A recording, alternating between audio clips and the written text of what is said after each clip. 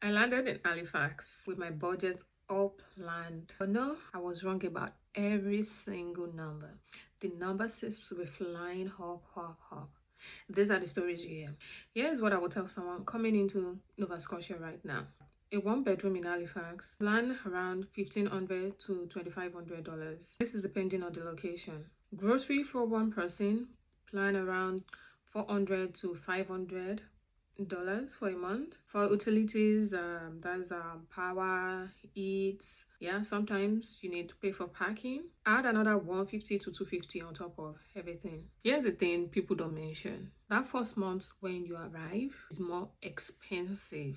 Like you pay more for everything. You're looking for an apartment, but you're still paying for an Airbnb, a short rental somewhere, which sometimes, even if it's for a week, could pay for a month's apartment. You get the apartment, then you have to pay for the first month's deposit, and sometimes because you do not have a credit history yet, some landlords ask for more upfront. For the first month, you have to pay for connection fees for most utilities. All this adds up.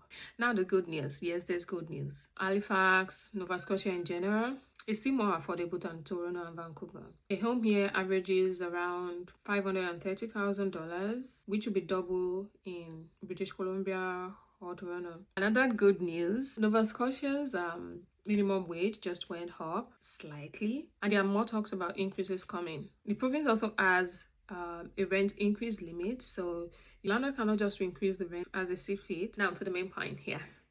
For you to live comfortably as a single person in Nova Scotia, I would advise that you aim for $2,500 to $3,000 a month, all in utilities, rent, grocery.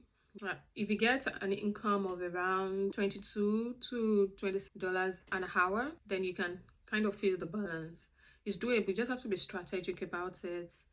Plan where you want to live. You need to do your research where it is more affordable. Halifax is more expensive, but there are other areas like Dartmouth, like Lower Sackville, Middle Sackville, Truro, that are more affordable than downtown Halifax, and they are just few minute transit, so you could stay in any of these other areas and pay less. Advise that you plan for at least 3 months of extra cost before you arrive. Also do your research on the neighborhood you would like to stay. Mention some of them, Dartmouth being the most famous, so check the area. Within Dartmouth, there are still different communities. They are more affordable than others. Don't look at just rent when you're budgeting. Include utilities.